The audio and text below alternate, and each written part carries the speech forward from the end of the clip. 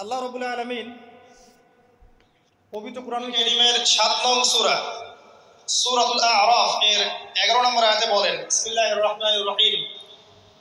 আল্লাহ রাব্বুল আলামিন বলেন, ওয়ালাকাদ খালাকনাকুম সুম্মা সাওয়ারনাকুম সুম্মা কুলনা লিল মালাইকাতি ইসজুদু লিআদম ফাসাজাদু ইল্লা ইবলিস লাম ইয়াকুন মিনাস সাজিদিন। আল্লাহ রাব্বুল আলামিন বলেন, ওয়ালাকাদ খালাকনাকুম, নিঃসন্দেহে আল্লাহ রাব্বুল আলামিন সেই সত্তা যিনি তোমাদেরকে সৃষ্টি করেছেন। সুম্মা সাওয়ারনাকুম, এরপর তোমাদেরকে আকৃতি দান করেছেন, সুন্দর অবয়ব কাঠামো দান করেছেন, দৈহিক কাঠামো। সুম্মা কুলনা লিল মালাইকাতি ইসজুদু লিআদম, এরপরে আল্লাহ রাব্বুল আলামিন সমস্ত ফেরেশতাদেরকে বলেছেন যে তোমরা আদমকে সিজদা করো।